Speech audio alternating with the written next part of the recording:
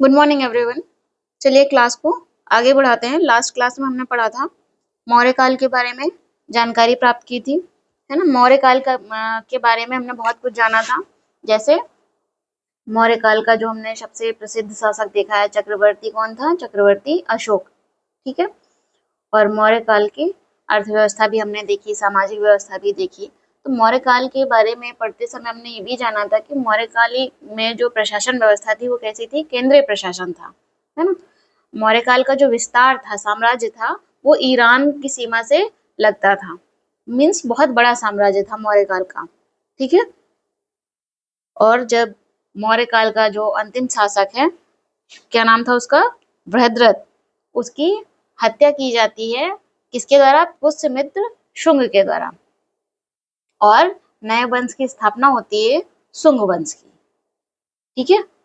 तो जो मौर्य के बाद का जो काल है उसे कहते हैं मौर्योत्तर काल। मौर्य के उत्तर, उत्तर अर्थात बाद, मौर्यों के उत्तर, मौर्यों के बाद में जो काल आया, जो समय आया, उस समय भारत भूमि पर कौन कौन से शासकों ने अपना शासन किया और कौन कौन से विदेशी शासकों ने इस भूमि पर शासन किया, हम इसके बारे में जानने वाले हैं। हम उसके जो स्रोत हैं, हमें कैसे पता चलता है कि मौर्योत्तर काल की जानकारी हमें कहाँ से मिलती है ना। तो कुछ साहित्यिक स्रोत होंगे, कुछ पुरातात्विक स्रोत होंगे, जैसे कि अभिलेख वगैरह जो मिलते हैं, है ना। इसी के साथ ही हम जानेंगे कि मौर्योत्तर काल में कौन कौन से शासक हुए, कौन प्रसिद्ध शासक हुए, है ना। सबके बारे में नहीं जानेंगे, प्रसिद्ध शासकों के बारे में जानेंगे। इसके साथ ही हम जानेंगे कि मौर्योत्तर काल की कुछ थोड़ी बहुत अर्थव्यवस्था के बारे में जानेंगे, जो प्री एग्जाम के पॉइंट ऑफ व्यू से जरूरी होगा। सामाजिक व्यवस्था थोड़ी सी कैसी थी, थोड़ा थोड़ा जानेंगे। ठीक है। तो बिना किसी देरी के हम आगे बढ़ते हैं। और आगे बढ़ने के क्रम में हम सबसे पहले तो यही जानेंगे कि जो मौर्योत्तर काल है, टाइम क्या है? 185 बीसी से 240 एडी तक का जो समय है वो क्या है? मौर्योत्तर काल कहलाता है। ठीक है। और इस दौरान मौर्योत्तर काल को अगर दो भागों में हम बांटे तो कौन से दो भाग होंगे वो? एक तो भारत की भूमि पर कौन कौन से मौर्य काल के बाद शासक या कौन कौन से वंश ने शासन किया। ठीक है। तो वो कौन कौन से होंगे? मौर्यों के बाद शासन किया शुंग वंश ने, उसके बाद कण्व वंश ने, और सातवाहन वंश ने, और चेदी वंश ने। कितने वंश हो गए हैं? 4। इन 4 वंश ने भारत भूमि पर शासन किया। आप इस तरह से मैप में कुछ देख सकते हैं। ये क्या है? भारत है। जब मौर्य काल समाप्त हुआ तो राजधानी क्या थी? पाटलिपुत्र थी, है ना। राजधानी पाटलिपुत्र थी। और यहाँ पर शासन किसका हुआ मौर्य काल के बाद? शुंग वंश का। ठीक है। जब शुंग वंश का अंत होगा उसके बाद कण्व वंश आएगा, जो शासन करेगा कुछ समय तक। और इसी के साथ शुंग वंश और कर्ण वंश ने, आप देखेंगे कि लगभग उत्तर भारत पर एक मोटी सी लाइन आप खींच सकते हैं, एक तरह से ड्रॉ कर सकते हैं, लगभग उत्तर भारत पर शासन किया। तो इस दौरान जब शुंग वंश और कर्ण वंश शासन कर रहे थे, क्योंकि मौर्यों का साम्राज्य क्या था? बहुत बड़ा था।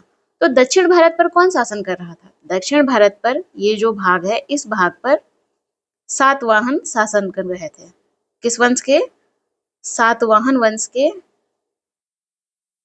वंश जो है, वंश के जो शासक थे वो शासन कर रहे थे, है ना।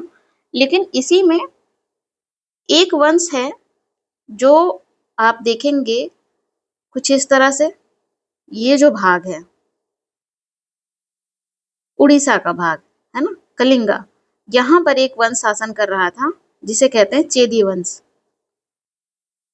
चेदी वंश। ठीक है। तो एक तरह से डिवीजन है कि उत्तर भारत की ओर मोटे तौर पर याद रखने के लिए मौर्य वंश जब समाप्त होता है वहां पर शुंग वंश की स्थापना होती है और उसके बाद जब शुंग वंश समाप्त होगा तो कर्ण वंश की स्थापना होगी, है ना। कर्ण वंश शासन करेगा। दक्षिण भारत की बात करें तो सातवाहन वंश के ने शासन किया और कलिंग जिस क्षेत्र को अशोक ने जीता था, चक्रवर्ती अशोक ने जीता था, उस क्षेत्र पर फिर जब मौर्य वंश कमजोर हो गया, समाप्त हो गया, उसके बाद चेदी वंश ने साम्राज्य स्थापित किया। तो ये एक तरह से देसी शासकों ने क्या किया, भारत भूमि पर शासन किया, जो कि मौर्योत्तर काल के आप कह सकते हैं देसी शासक हैं, है ना। इसी समय जब ये शुंग वंश, कर्ण वंश, सातवाहन वंश, चेदी वंश शासन भारत भूमि पर कर रहे थे, तो इसी समय कुछ आक्रमण भी हुए। क्या हुए? कुछ आक्रमण भी हुए। किसके द्वारा? जाहिर सी बात है, विदेशी शासकों द्वारा। विदेशी आक्रमण विदेशी शासकों द्वारा हुए। तो कौन कौन से वंश जो है या कौन कौन से लोगों ने आक्रमण किया भारत भूमि पर, उसमें पहला नाम है इंडो ग्रीक या इंडो यूनानी। इंडो यूनानी। दूसरे शक। तीसरा पार्थियन। चौथा कुषाण वंश। तो प्रश्न कई बार ये भी हो सकता है कि कुषाण वंश ने किस काल में भारत भूमि पर आक्रमण किया? मौर्योत्तर काल में। किस काल में? मौर्योत्तर काल में। शक या पार्थियन ने कब आक्रमण किया? कई बार ये क्रम भी पूछा जाता है। इंडो ग्रीक पहले कौन आया, बाद में कौन आया, या बाद में किसने आक्रमण किया, तो ये क्रम भी पूछा जाता है। तो ये आपको ध्यान में रखना है। हम एक एक करके इन्हें पढ़ेंगे। सबसे पहले हम शुंग वंश से शुरुआत करेंगे। कहाँ से? शुंग वंश से शुरुआत करेंगे। और शुंग वंश में भी जैसे कि मैंने आपको पहले ही बताया कि हम ये भी जानेंगे कि हमें इनकी जानकारी कहाँ से मिलती है, मीन्स स्रोत क्या है, जानकारी के स्रोत क्या है। ठीक है। तो यदि मैं आपको एक मैप बनाऊं, क्या बनाऊं? मैप।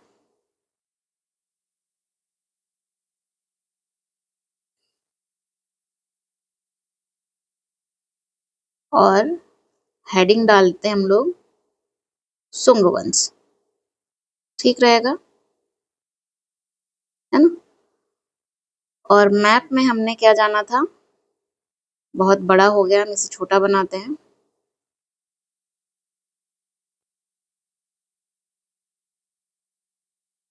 हमने जाना था, यहाँ क्या है? पाटलिपुत्र।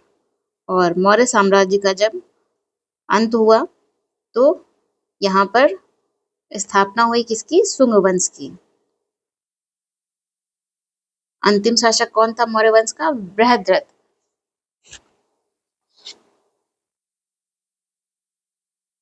बृहद्रथ, या आप यूं लिखिए मौर्य वंश के अंतिम शासक की अंतिम शासक बृहद्रथ की हत्या कर या मारकर, बृहद्रथ को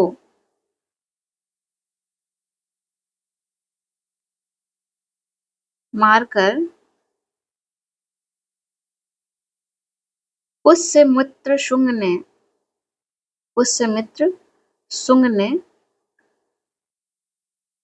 शुंग वंश की स्थापना की। किसकी? शुंग वंश की स्थापना की। ठीक है। अब प्रश्न है, शुंग वंश की स्थापना की, लेकिन शुंग वंश की जानकारी हमें कैसे मिलती है? मीन्स स्रोत। जानकारी के स्रोत क्या हैं? जानकारी के स्रोत क्या हैं? तो इनके बारे में भी हम जान लेते हैं। क्या स्रोत हैं? जानकारी के स्रोत दो तरह के हो सकते हैं। कौन कौन से? एक तो साहित्यिक स्रोत,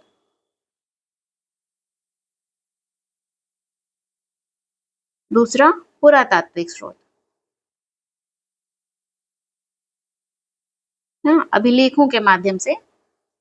यदि हम पुरातात्विक स्रोतों को देखें तो हमें पता चलेगा कि एक अभिलेख है जिसका नाम है अयोध्या अभिलेख। इससे क्या पता चलता है? पुष्यमित्र शुंग के बारे में जानकारी मिलती है। साथ ही ये भी पता चलता है कि पुष्यमित्र शुंग ने 2 अश्वमेध यज्ञ करवाए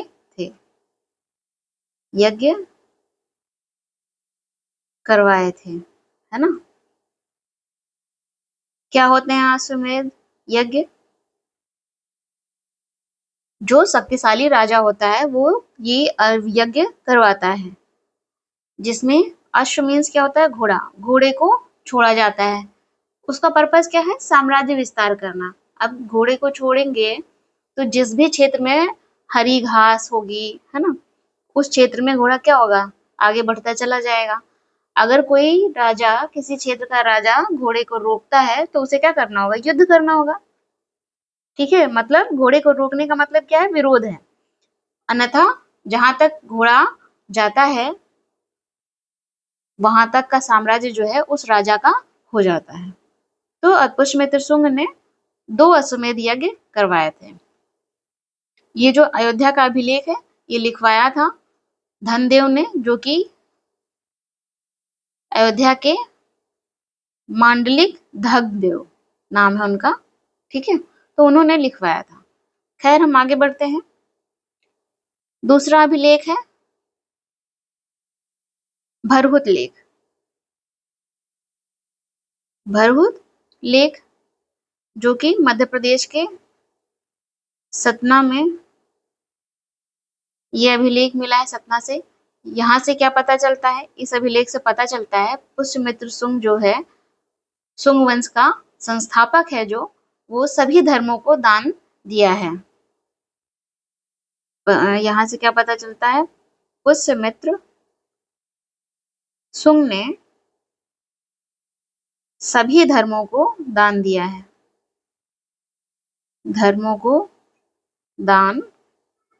है। साथ ही श्रेणी व्यवस्था की भी जानकारी मिलती है। श्रेणी व्यवस्था आपको याद है, जिसे गिल्ड व्यवस्था भी कहते हैं। क्या था? उत्पादन से लेकर बेचने तक की पूरी प्रक्रिया एक ही स्थान पर जो होती थी उसे क्या कहते थे? श्रेणी व्यवस्था कहते थे। पुरातात्विक स्रोत के अंतर्गत एक और अभिलेख आएगा जिसे क्या कहते हैं? बेसनगर अभिलेख। ये स्तंभ लेख कहाँ पर है? विदिशा में। विदिशा कहाँ है? एमपी में। इसमें शुंग वंश के शासक भागभद्र की जानकारी मिलती है इस अभिलेख से। शुंग वंश के शासक भागभद्र की जानकारी मिलती है। साथ ही बेसनगर अभिलेख से एक यवन राजदूत हेलियोडोरस की भी जानकारी मिलती है।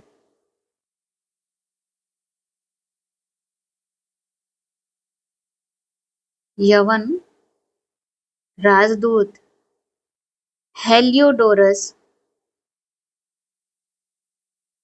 की जानकारी मिलती है। और हेलियोडोरस ने भगवान विष्णु के सम्मान में गरुड़ ध्वज की स्थापना बेसनगर में की है।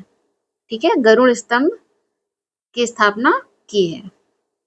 इसे याद रखेंगे हम। जो कुछ बताया जा रहा है सब कुछ इम्पोर्टेंट है, तो ऐसा कुछ नहीं है कि इसे छोड़ देना और इसे याद रखना है। जितना हो सके उतना अधिकतम आप याद रखने की कोशिश करेंगे। आगे बढ़ते हैं। अगर हम साहित्यिक स्रोतों की बात करें, शुंग वंश की जानकारी कहाँ से मिल रही है, ठीक है, तो जाहिर सी बात है कहाँ से मिल रही होगी, एक तो पुराणों से मिल रही होगी। पुराणों में वायु पुराण है, मत्स्य पुराण है, इनसे जानकारी मिल रही है। और पतंजलि के महाभाष्य से जानकारी मिल रही है। पतंजलि के महाभाष्य से, पतंजलि पुष्यमित्र शुंग के क्या है, पुरोहित हैं। पुष्यमित्र शुंग के पुरोहित हैं, ठीक है, पुरोहित थे। यहीं पर आप नोट करके लिख लीजिए, आपने पाणिनि के बारे में सुना होगा, है ना। वो किस समय थे, महापद्मानंद के नंद वंश में आप देखेंगे तो वहां पर आपको पता चलेगा कि महापद्मानंद के मित्र थे, ठीक है। इसके अतिरिक्त मालविका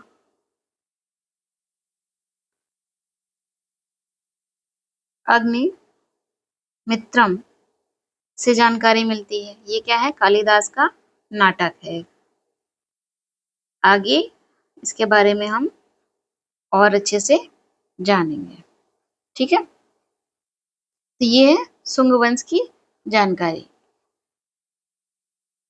कि हमें कहाँ से शुंग वंश के बारे में पता चलता है। अब हम बात कर लेते हैं शुंग वंश के जो संस्थापक हैं, पुष्यमित्र शुंग। ये क्या है, शुंग वंश के संस्थापक हैं,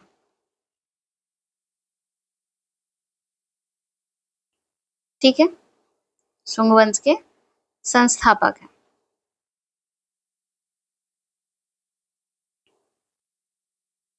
ये कैसे सम्राट बने, कैसे शासक बने, मौर्य काल के अंतिम सम्राट बृहद्रथ की हत्या कर शासक बनते हैं, शुंग वंश की स्थापना करते हैं। और पुष्यमित्र शुंग क्या है, ब्राह्मण हैं। आपको ध्यान होगा मौर्य काल में जब आपने पढ़ा था, तो मौर्य काल में अशोक ने बौद्ध धर्म को संरक्षण दिया था, बौद्ध धर्म को अपना लिया था कलिंग युद्ध के बाद, है ना। और क्या किया था कि सभी को आदर करना चाहिए और बहुत अधिक खर्च नहीं करना चाहिए। जो हम त्योहार या ओकेजन जो खास करके मनाते हैं, उन पर बहुत अधिक खर्च नहीं करना चाहिए, और ये जो यज्ञ अनुष्ठान होते हैं उन पर बहुत अधिक बल नहीं देना चाहिए। तो ये सारी चीजें, मतलब सामान्य जीवन जीना चाहिए, अशोक ने ऐसी बातें कही थी, ठीक है। धम्म नीति की बात की थी, धम्म नीति में क्या है, यही सब है, ठीक है। तो इससे आपको क्या पता चल रहा है कि उस समय के जो ब्राह्मण समुदाय रहा होगा उसको बहुत तकलीफ हुई होगी, है ना। क्यों, क्योंकि उनका उन्हें जो क्या कह सकते हैं आप, पूंजी मिलती थी, एक बड़ी रकम मिलती थी आप कह सकते हो, वो यज्ञ अनुष्ठान करने से ही प्राप्त होती थी। अगर राजा कह रहा है कि इन पर बल नहीं देना है और लोग उन पर बल नहीं दे रहे हैं, वो जो आम जनता है, तो उससे नुकसान किसको होगा, ब्राह्मणों को होगा। तो ये पुष्यमित्र शुंग अंतिम मौर्य काल में जो अंतिम शासक है बृहद्रथ, उसका क्या था, उसका सेनापति था, जिसने पुष्यमित्र शुंग ने उसकी हत्या कर शुंग वंश की फिर स्थापना की। तो ये पुष्यमित्र शुंग कौन है, ब्राह्मण है, ठीक है, क्या है, ब्राह्मण है। और इसने जो राजधानी है, मौर्य काल में राजधानी क्या थी, पाटलिपुत्र। जब शुंग वंश की स्थापना हुई तब भी राजधानी पाटलिपुत्र थी, लेकिन पुष्यमित्र शुंग ने राजधानी को क्या किया, स्थानांतरित किया। कहाँ से कहाँ लेकर गए, राजधानी स्थानांतरित की, पाटलिपुत्र से विदिशा, विदिशा राजधानी बनाई, विदिशा में, ठीक है, विदिशा में राजधानी बनाई। इसने क्या किया, पुष्यमित्र शुंग ने जो बौद्ध समुदाय के लोग थे उनको बहुत बड़े स्तर पर नुकसान पहुंचाया। और इसके साथ ही जो सांची का स्तूप है, जो कि अशोक ने निर्माण करवाया था, याद है आपको सांची का स्तूप कहाँ है? एमपी में। उसे अशोक ने निर्माण करवाया था। सांची स्तूप का निर्माण किसने करवाया था? अशोक ने।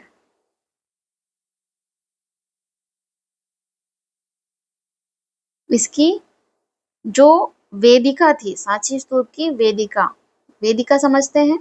जैसे ये कुछ स्तूप ऐसा है ना, गोल गोल करके, इसके चारों ओर जो रेलिंग होती है, रेलिंग जानते हैं, उसे ही वेदिका कहते हैं।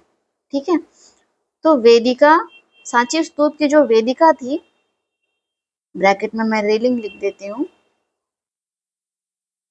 उस वेदिका का निर्माण करवाया। निर्माण नहीं, पुनर्निर्माण करवाया, क्योंकि अशोक ने जो वेदिका बनाई थी वो किसकी थी? लकड़ी की। जो रेलिंग थी वो लकड़ी की थी। लेकिन जब शुंग, पुष्यमित्र शुंग ने इसका क्या करवाया? पुष्यमित्र शुंग ने पुनर्निर्माण करवाया। तो ये जो वेदिका है ये किसकी हो गई? पत्थर की। रेलिंग पत्थर की हो गई। ठीक है, अगर हम पुष्यमित्र शुंग के दरबार में कौन कौन लोग थे उनके बारे में जाने तो हमें पता चलेगा। दरबार में सबसे पहले एक नाम तो आप बहुत पहले जान चुके हैं, वो क्या है? पतंजलि। इन्होंने ही, आपने अभी जैसे जाना था अयोध्या लेख से कि 2 अश्वमेध यज्ञ पुष्यमित्र शुंग ने करवाए थे, तो उन 2 अश्वमेध यज्ञों को संपन्न करवाया था पतंजलि ने। किसने? पतंजलि ने। पतंजलि को शेषनाग का अवतार भी माना जाता है ना। इसी क्रम में जब हम आगे बढ़ते हैं तो देखते हैं कि पुष्यमित्र शुंग के बाद अगला शासक कौन हुआ? अगला शासक था पुष्यमित्र शुंग का बेटा, पुष्यमित्र शुंग का पुत्र। क्या नाम है उसका? अग्निमित्र। अग्निमित्र। इसी पर, अग्निमित्र पर ही एक रचना आपने लिखी थी। क्या नाम था उसका? मालविका अग्निमित्रम। इसकी रचना की गई है। किसने की है? कालिदास ने। कालिदास ने रचना की है। इस नाटक में मालविका विदिशा, जो कि विदिशा से है, और अग्निमित्र जो कि पुष्यमित्र शुंग का पुत्र है, इनके बीच जो प्रेम है उसी का वर्णन है। ठीक है, तो ये है अग्निमित्र की बारे में। ये मालविका अग्निमित्रम ही बहुत अधिक एग्जाम में पूछा जाता है। अगर हम शुंग वंश में आगे बढ़ते हैं तो देखते हैं कि आपने एक जो अभिलेख अभी जाना है, बेसनगर अभिलेख, है ना, उसमें किस शासक की चर्चा है? शुंग वंश के भागभद्र। शुंग वंश के शासक भागभद्र जो की चर्चा है। ये भी प्रसिद्ध शासक रहे हैं शुंग वंश के। इनकी चर्चा हमने कहाँ पढ़ा है? बेसनगर स्तंभ अभिलेख में इनकी चर्चा है। ठीक है, और हमने इनके बारे में क्या जाना है? एक यवन राजदूत हेलियोडोरस ने गरुड़ ध्वज की स्थापना की है। ये हमें याद रखना है। और शुंग वंश का जो अंतिम शासक है उसका नाम क्या है? देवभूति। देवभूति अंतिम शासक। तो अंतिम शासक से पहले कौन शासन कर रहा था? भागभद्र। ठीक है, तो अंतिम शासक कौन है? देवभूति।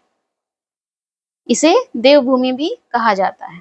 इसकी जानकारी कहाँ से मिलती है? देवभूति की हर्षचरित से। किससे? देवभूति की जो जानकारी है कहाँ से मिलती है? हर्षचरित से। ये साहित्यिक स्रोत में वहां नहीं लिखा है मैंने, तो आप नोट कर लीजिएगा। यहाँ भी रहेगा तो कोई समस्या नहीं है। इसकी रचना किसने की है? बाणभट्ट ने। याद होना जरूरी है, ठीक है।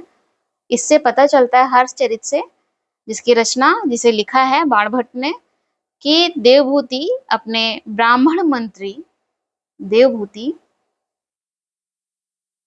अपने ब्राह्मण मंत्री, क्या नाम है उसका? वासुदेव कर्ण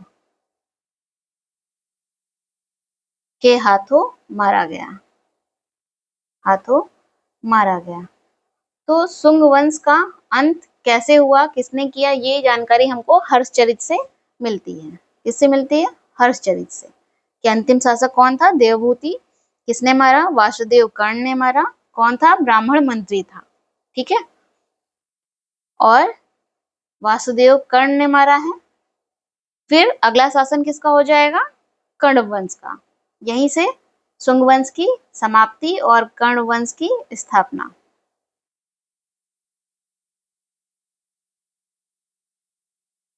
ठीक है, कर्ण वंश की स्थापना। तो कर्ण वंश की स्थापना किसने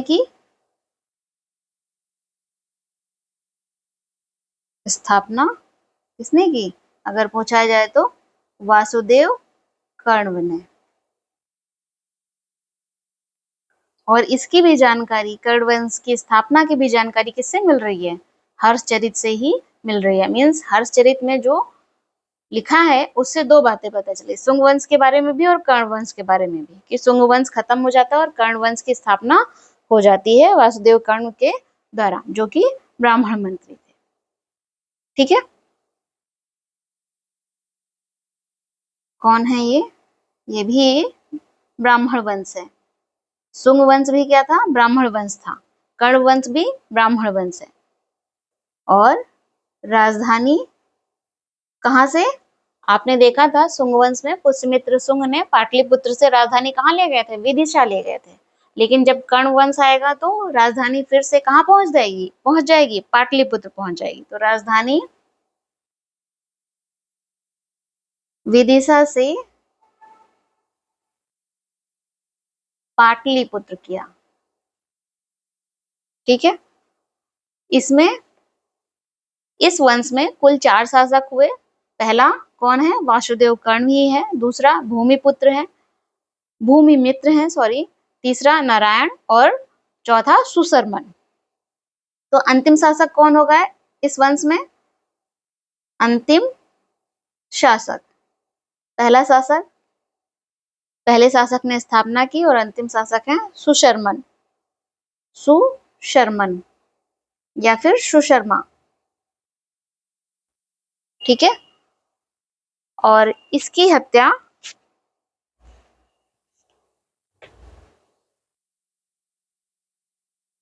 सुशर्मन की हत्या किसने की? शिमुक ने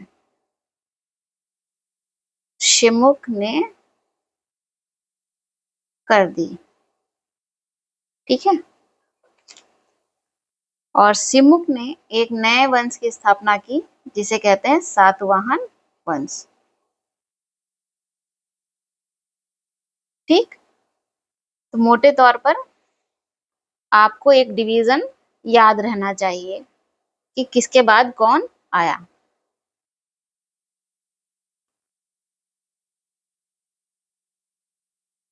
अब हम आगे बढ़ते हैं सातवाहन वंश की ओर। सातवाहन वंश को देखेंगे तो साम्राज्य, मोटे तौर पर मैंने बताया कि सातवाहन का साम्राज्य कहाँ पर है ना। लेकिन आप देख रहे हैं कि एक एक के बाद शुंग वंश, कर्ण वंश, फिर सातवाहन वंश, इस तरह से एक क्रम लगा हुआ है। तो ऐसे एग्जैक्टली डिवीजन नहीं कर सकते उत्तर और दक्षिण में, हाँ, लेकिन मोटे तौर पर याद रखने के लिए ऐसा हम कर सकते हैं।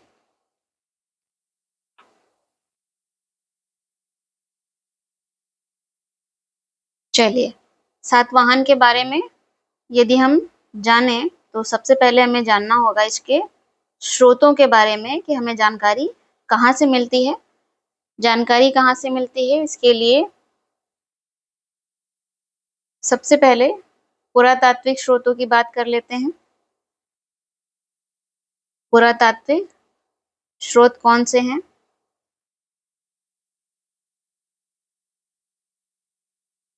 नानाघाट अभिलेख, जो कि कहाँ से मिला है? पुणे से, महाराष्ट्र। इससे क्या पता चलता है? वास्तविक संस्थापक कौन है इसकी जानकारी मिलती है। ठीक है, नेक्स्ट है नासिक अभिलेख। इससे क्या पता चलता है? इस अभिलेख से पता चलता है गौतमी पुत्र सतकर्णी के बारे में जानकारी मिलती है। और गौतमी पुत्र सतकर्णी ने दान दिया था क्या? कार्ले बौद्ध विहार। कार्ले बौद्ध विहार दान दिया था, इसकी भी जानकारी मिलती है। इसके अतिरिक्त नासिक गुहालेख। गुहालेख बेसिकली गुफा है ना, गुफाओं में जो लिखा हो, यहाँ से जानकारी मिलती है। गौतमी बलश्री के बारे में, गौतमी बलश्री ने इस लेख को लिखवाया है, तो उनके बारे में ही जानकारी मिल रही है सबसे पहले तो। साथ ही वशिष्ठी पुत्र पुलमावी, इनके बारे में जानकारी मिलती है। वशिष्ठी पुत्र पुलमावी की गौतमी बलश्री क्या है? माँ है। इसके अतिरिक्त यज्ञश्री सतकर्णी की जानकारी मिलती है। और एक अभिलेख है कन्हेरी अभिलेख। कन्हेरी अभिलेख, जिससे पता चलता है कि वशिष्ठी का विवाह शक शासक रुद्रदामन की पुत्री से हुआ था। लिखना चाहते हैं? लिख लीजिए। वशिष्ठी का विवाह शक शासक कौन होगा? ये विदेशी शासक है जिन्होंने भारत या विदेशी आक्रमण जो हुए थे वो क्या है? शक शासक। उसमें से एक प्रसिद्ध शासक है रुद्रदामन, उसकी पुत्री से इनका विवाह हुआ था। शक शासक, हम इसके बारे में और अभी थोड़ा जानेंगे। रुद्रदामन की पुत्री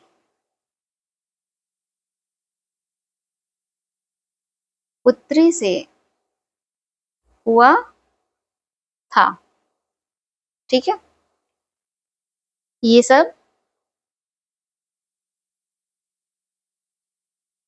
चलिए, अब हम जानते हैं, अगर साहित्यिक स्रोतों की बात करें तो ये जो वह पुराण हैं, इनके माध्यम से और अन्य स्रोतों के माध्यम से हमें जानकारी मिलती है। एक चीज आप ध्यान रखिएगा कि मौर्य काल के बाद आप जब मौर्योत्तर पढ़ रहे हैं तो मौर्योत्तर में जो हमारे देसी शासक हुए हैं, जैसे शुंग वंश का शासन रहा, कर्ण वंश का शासन रहा, सातवाहन वंश का शासन रहा भारत भूमि पर, तो ये सारे के सारे क्या हैं? ब्राह्मण हैं।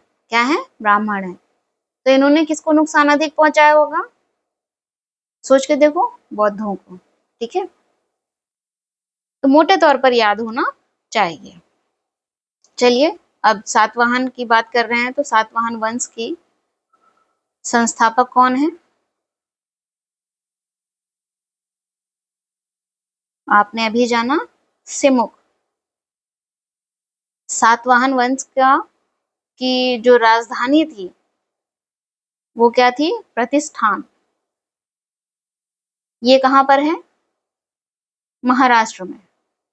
जिससे थोड़ा सा हमें डिवीजन करने में, याद रखने में मदद मिलती है। हम थोड़ा सा कहते हैं कि हाँ, दक्षिण भारत की तरफ सातवाहन है, पर ऐसा नहीं है कि पूरी तरह से दक्षिण भारत ही है, एक बड़ा साम्राज्य है। क्योंकि हमने देखा शुंग वंश और कर्ण वंश के बाद कौन शासन कर रहे हैं? सातवाहन।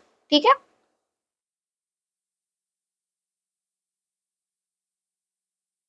इनका जो क्षेत्र हुआ करता था, महाराष्ट्र है, आंध्रा है, कर्नाटका है, ये सब इनका क्षेत्र था। किसका? सातवाहनों का। पुराणों में इन्हें क्या कहा गया है? आंध्रभृत्य भी कहा गया है, और अभिलेखों में सातवाहन। लिख लेते हैं, पुराणों में इन्हें आंध्र भृत्य कहा गया है, वहीं अभिलेखों में इन्हें सातवाहन कहा गया है।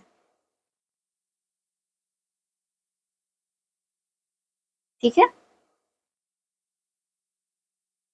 इनकी जो भाषा थी सातवाहन की, वो क्या थी?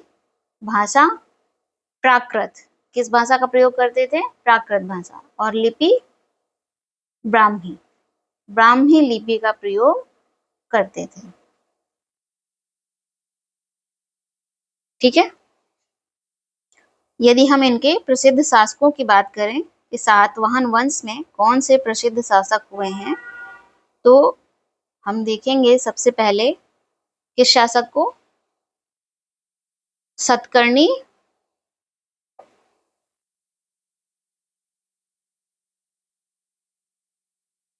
सतकर्णी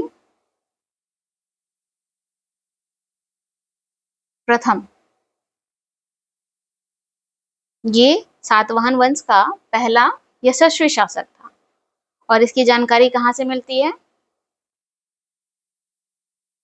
नायनिका या नानाघाट अभिलेख से, जिसके बारे में आपने सबसे पहले जान लिया है।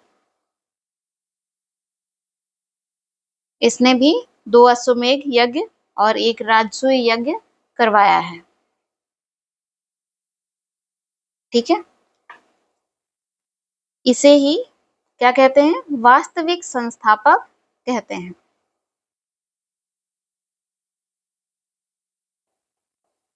इसके साथ ही सतकर्णी प्रथम को दक्षिणाधिपति क्या कहते हैं? दक्षिणाधिपति और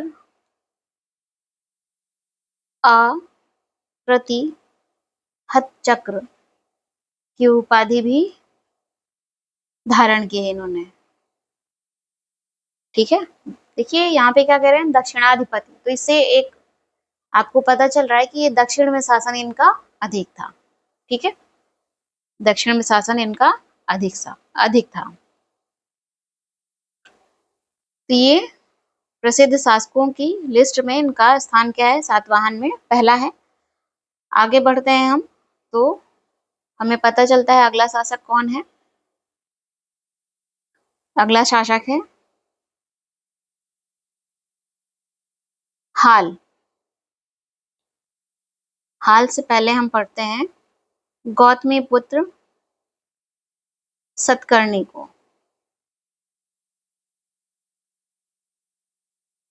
इसने क्या किया था? शकों को पराजित किया था। शकों को पराजित किया था किसने? गौतमी पुत्र सतकर्णी ने। गौतमी पुत्र सतकर्णी की जानकारी कहाँ से मिलती है? नासिक अभिलेख से मिलती है। यहीं पर लिख लो ताकि थोड़ा सा और अच्छे से स्पष्ट हो जाए। नासिक अभिलेख से जानकारी मिलती है, और इस अभिलेख से भी पता चलता है, नासिक अभिलेख से क्या, कि सतकर्णी के घोड़ों ने तीनों समुद्रों का पानी पिया है। 3 समुद्र कौन से? एक तरफ बंगाल की खाड़ी है, दूसरी तरफ अरब सागर है, और तीसरी तरफ अगर आप भारत को देखेंगे तो हिंद महासागर है। तो सतकर्णी के घोड़ों ने तीनों समुद्रों का पानी पिया है। ठीक है। सतकर्णी अपने आप को एकमात्र ब्राह्मण कहता था। एकमात्र ब्राह्मण कहता था, या एक बामुना। और इसी के समय सबसे बड़ा साम्राज्य था। सबसे बड़ा साम्राज्य था।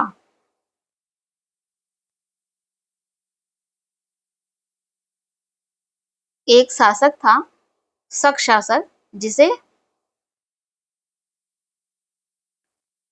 शक शासक नहपान, क्या नाम था उसका? नहपान को हराया था किसने? गौतमी पुत्र सतकर्णी ने। ठीक है, हम जब शक पढ़ेंगे, शक के बारे में पढ़ेंगे, विदेशी शासकों के बारे में पढ़ेंगे, वहां पर हम जानेंगे और अच्छे से नहपान कौन था। अगले शासक के बारे में पढ़ते हैं, कौन है यहाँ पर महान शासक? वो है वशिष्ठी पुत्र पुलमावी। इसने भी, आपने देखा कि गौतमी पुत्र सतकर्णी ने क्या किया था? शकों को पराजित किया था। लेकिन जो वशिष्ठी पुत्र पुलमावी है, सातवाहन वंश का ये जो शासक है, ये शकों से पराजित हुआ था। क्या हुआ था? शकों से पराजित हुआ था। और आंध्र प्रदेश पर विजय के पश्चात इसे पहला आंध्र सम्राट भी कहा गया है। लिख लेते हैं ताकि भूले ना हम। शकों द्वारा पराजित हुआ। ठीक है, इसे प्रथम आंध्र सम्राट कहा गया। क्यों कहा गया? क्योंकि विजय प्राप्त की थी। पुराणों में इसे क्या कहते हैं? पुलोमा कहते हैं। इसका उल्लेख क्या है, किस रूप में है? पुलोमा के रूप में, पुलोमा।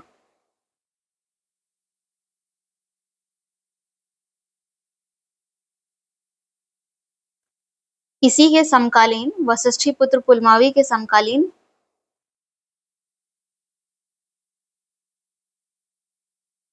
गुजरात में शासन था, गुजरात में शासक था जिसका नाम था क्या? रुद्रदामन,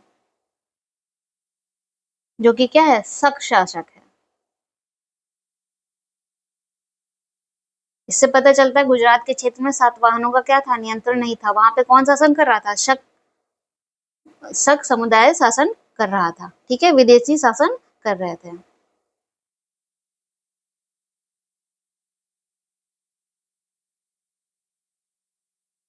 और रुद्रदामन ने एक अभिलेख लिखवाया था, जूनागढ़ अभिलेख, आपको याद होगा।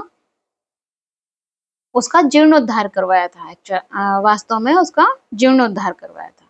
ठीक है, इसी से, इसी शक शासक से वशिष्ठी पुत्र पुलमावी क्या हुए हैं? पराजित हुए हैं।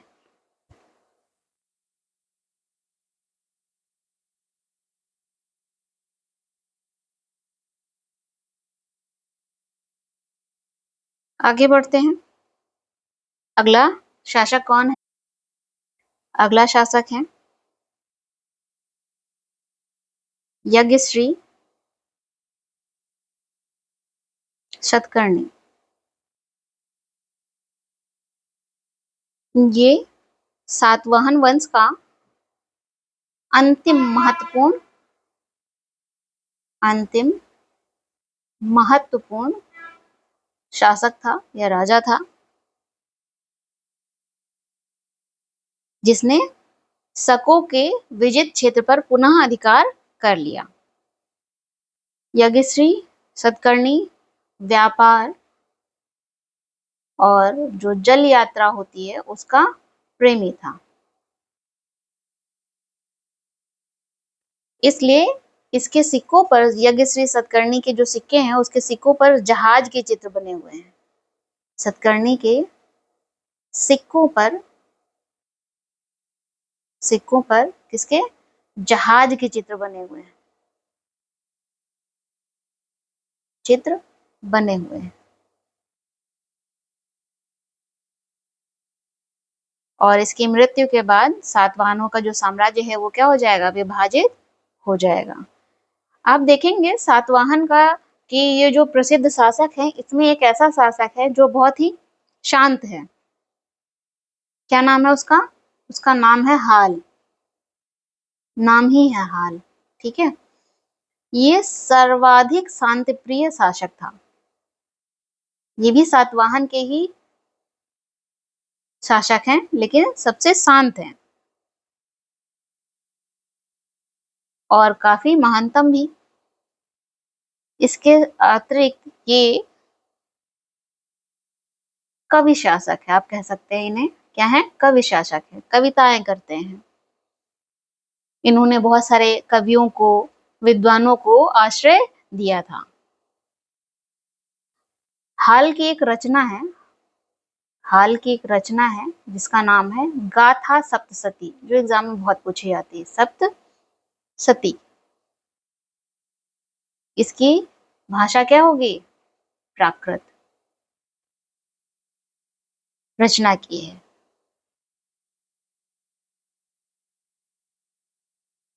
और हाल के दरबार में अगर देखेंगे तो बृहत कथा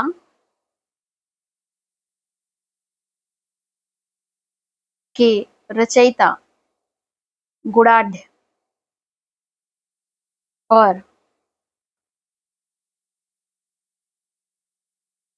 कातंत्र के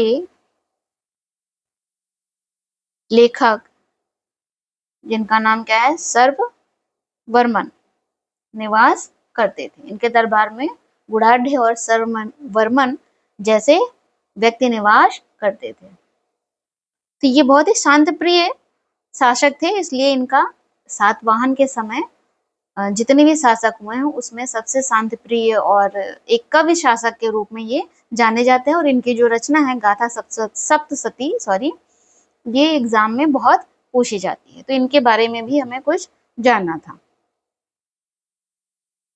ठीक है,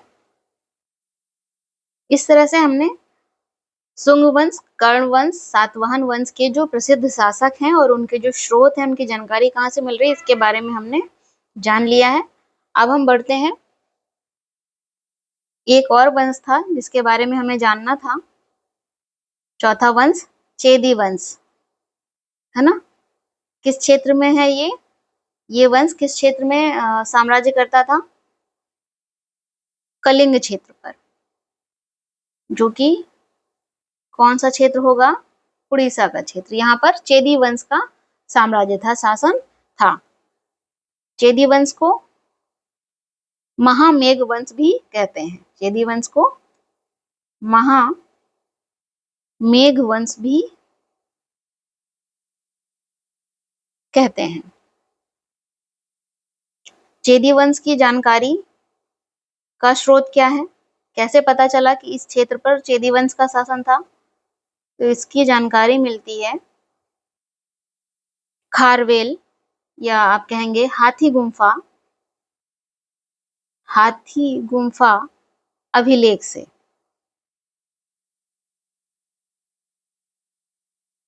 हाथी गुम्फा अभिलेख से यहाँ का चेदी वंश का प्रसिद्ध शासक कौन है, खारवेल, प्रसिद्ध शासक है खारवेल।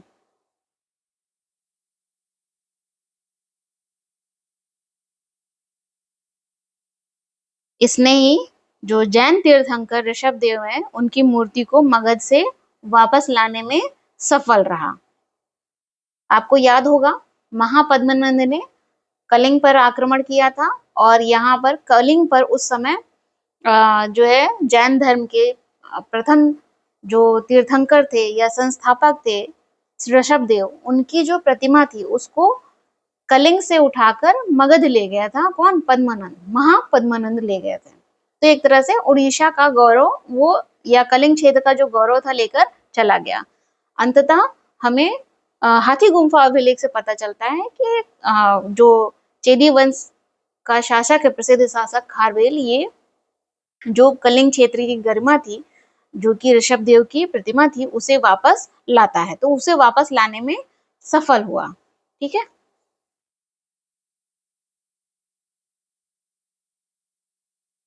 खारवेल क्या किया इसने, मगध पर जाहिर सी बात है आक्रमण किया होगा, मगध का जो क्षेत्र है, मगध पर आक्रमण किया और ऋषभ देव की मूर्ति लाने में सफल रहा। या प्रथम जैन तीर्थंकर ऋषभदेव की प्रतिमा लाने में सफल रहा। जिसे कौन ले गया था ये मैं आपको बता चुकी हूँ। ठीक है, ये जो हाथी गुम्फा अभिलेख है ये उड़ीसा के